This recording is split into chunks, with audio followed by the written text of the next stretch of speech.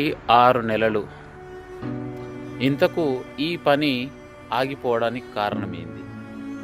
మరి ప్రభుత్వ దవాఖాన ప్రజల కోసం మరి ఈ యొక్క చక్కటి కార్యక్రమాన్ని మాజీ విద్యాశాఖ మంత్రి ప్రస్తుతం ఎమ్మెల్యే సబితా ఇంద్రారెడ్డి గారు, అదేవిధంగా ఈ కాంగ్రెస్ ప్రభుత్వంలో ఉన్నటువంటి ఐటీ మినిస్టర్ శ్రీధర్ బాబు గారు ప్రారంభించినటువంటి పనులివి.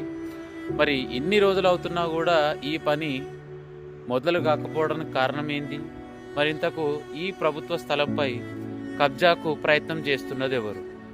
కబ్జాకు ప్రయత్నం చేస్తుంటే మరి అధికారులు ఎందుకు ఇంత నిర్లక్ష్యం వహిస్తున్నారు?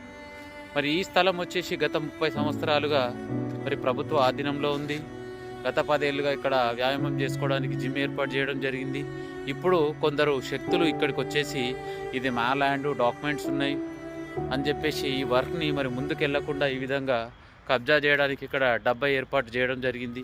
మరి ఇంత తతంగం జరుగుతున్నా కూడా మరి స్థానికంగా ఉన్నటువంటి నాయకులు ఏం చేస్తున్నారు?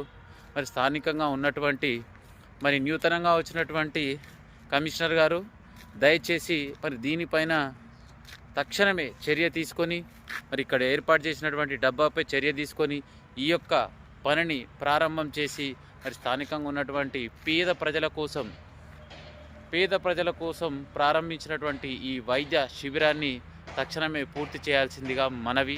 మరి ఇప్పటికైనా స్థానికంగా ఉన్నటువంటి ఎమ్మెల్యే సబితా ఇంద్రారెడ్డి గారు మరి దీనిపైన దృష్టి పెట్టి ఎలక్షన్స్ వస్తున్నాయి, కానీ ఎలక్షన్స్ కంటే ముందు ప్రజలకు కావాల్సినటువంటి పనులు ఏవి బ్యాలెన్స్ ఉన్నాయో దానిపైన దృష్టి పెట్టవలసిందిగా నా సూచన.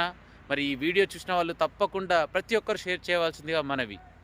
Thank you so much.